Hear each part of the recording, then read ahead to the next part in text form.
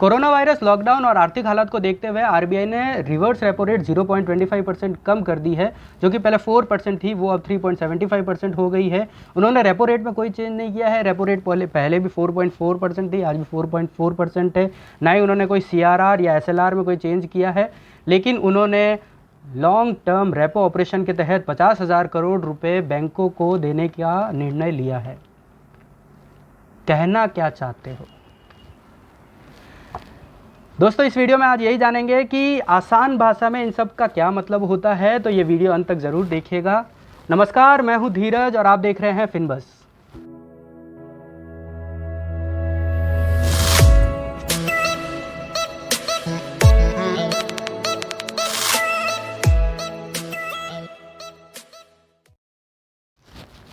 देखिए दोस्तों, होता क्या है कि बैंकों को अपना कुछ पैसा कैश, गोल्ड और गवर्नमेंट ट्रेजरी में रखना पड़ता है, और जो कुछ पैसा है वो आरबीआई के पास जमा रखना पड़ता है। तो और ये हर दिन करना पड़ता है। तो कई दिन ऐसा भी होता है कि बैंकों के पास पैसा कम पड़ जाए, और कई दिन ऐसा भी होता है कि बैंकों के पास पैसा ज़्यादा हो। तो जब बैंक के पास पैसा कम बढ़ जाता है तो वो आरबीआई से पैसे ले लेता है, और जब बैंक के पास पैसा ज़्यादा होता है तो वो वापस आरबीआई को दे देता है। तो सीधी बात है सर, फ्री फोकट में तो कुछ होता नहीं है। तो आरबीआई से जब वो लोग पैसे लेते हैं, तब वो लोग जो रेट पे, आरबीआई जो रेट पे उनको पैसा देता है, उसे कहते हैं रेपो रेट। और जब बैंक के पास पैसा ज़्यादा होता है और बैंक वापस आरबीआई को दे देता है, और जो आरबीआई उसको इंटरेस्ट देता है, उसे कहते हैं रिवर्स रेपो रेट। तो आज के दिन यही हुआ है सर, रिवर्स रेपो रेट को उन्होंने 0.25% कम कर दिया है। तो सीधी बात है, अगर आप किसी को पैसा दे रहे हो, वो आपको इंटरेस्ट कम देगा, तो क्या आप उसको पैसा दोगे? जी नहीं। तो आरबीआई इससे क्या करना चाहता है? आरबीआई इससे ये करना चाहता है कि इकोनॉमी में वो पैसा ज़्यादा से ज़्यादा रखना चाहता है। अब सीधी सी बात है सर, अगर कंप्लायंस आप घटा देंगे, बैंक के पास पैसा ज़्यादा पड़ा होगा, और बैंक के पास ज़्यादा पड़ा रहेगा पैसा, तो बैंक उसे ऐसे तो रखेगा नहीं, बैंक उसे बांटने की कोशिश करेगा। और अगर समझ लीजिए इंटरेस्ट रेट जब वो कम करेगा, तो लोग हैं जो लोन और ज़्यादा लेने की कोशिश करेंगे। तो इस तरह से इकोनॉमी में सर्कुलेशन होगा पैसे का। और जब भी कभी आरबीआई को अगर ये लिक्विडिटी क्रंच करना होता है, लिक्विडिटी कम करनी होती है, तब वो इन सब का उल्टा करता है। रिवर्स रेपो रेट को वो बढ़ा देता है, रेपो रेट को कम कर देता है। आज अगर मैं जहाँ पे पैसा रख रहा हूँ, वो अगर मेरे को इंटरेस्ट कम देगा, तो फिर मैं सीधी सी बात है, उसके पास पैसा नहीं रखूँगा। तो वो पैसा जब मेरे पास पड़ा होगा, मैं और दूसरे एवेन्यूज़ में देखूँगा, दूसरी जगह पैसा डालने की कोशिश करूँगा। तो इस तरह से रिवर्स रेपो रेट और रेपो रेट काम करता है। और फिर सर, जो दूसरी चीज़ इन्होंने की है कि जो 50,000 करोड़ का उन्होंने जो इंसर्ट किया है लॉन्ग टर्म रेपो ऑपरेशन के तहत, सर वो क्या होता है?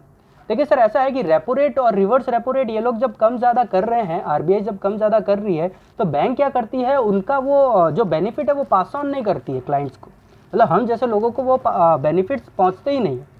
तो बैंक ने क्या किया कि ये repo rate, reverse repo rate तो जो मैं है वो करूँगी, तो उसके अलावा क्या है, आरबीआई ने पैसा देना चालू कर दिया लॉन्ग टर्म रेपो ऑपरेशन के तहत। तो उसने जो है वो 50,000 करोड़ रुपए वो उसको बैंकों को 1 से 3 साल की अवधि में देगी। जनरली क्या होता है, जब 1 साल से ऐसे जब वो रेपो रेट पे अगर वो पैसा लेते हैं आरबीआई से, तब वो उनको एक रात के लिए मिलता है या एक दिन के लिए मिलता है। और रेपो रेट है वो जनरली कम ही होती है। और जब बैंकों का अगर पैसा ज़्यादा टाइम के लिए चाहिए, 1 से 3 साल के लिए, इतने साल के लिए चाहिए, तो उनको रेट ऑफ इंटरेस्ट ज़्यादा देना पड़ता है, वो अगर आरबीआई से ले तो।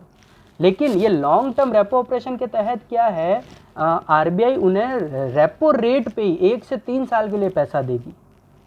तो इस तरह से और लिक्विडिटी बढ़ेगी इकोनॉमी में, तो और पैसों का सर्कुलेशन बढ़ेगा, और इस तरह से और इकोनॉमी आगे बढ़ेगी। तो ये है अपनी ज़िंदगी में कि भाई ये रेपो रेट और रिवर्स रेपो रेट का क्या मतलब होता है, और लॉन्ग टर्म रेपो ऑपरेशन से अपने में क्या फ़र्क पड़ेगा। सीधी बात है, फंडा एक ही है, ऑब्जेक्टिव एक ही है कि बैंकों को पैसा ज़्यादा देना है, बैंकों के पास लिक्विडिटी ज़्यादा रखनी है, तो उससे क्या हो, वो लोगों को भी ज़्यादा पैसा दे सके, और हम लोग जैसे पैसा खर्च करेंगे वैसे वैसे और इकोनॉमी आगे बढ़ेगी, पैसों का सर्कुलेशन होगा। तो इसी तरह से आरबीआई लिक्विडिटी कम ज़्यादा करके इकोनॉमी को और आर्थिक व्यवस्था को बनाए रखता है। तो उम्मीद करता हूँ दोस्तों आपको ये वीडियो पसंद आया होगा, और अगर पसंद आया है तो प्लीज़ लाइक बटन दबाइए और सब्सक्राइब कीजिए चैनल को। इसी तरह की वीडियोज़ के लिए शेयर कीजिए अपने दोस्तों के साथ ये जानकारी को, और थैंक यू।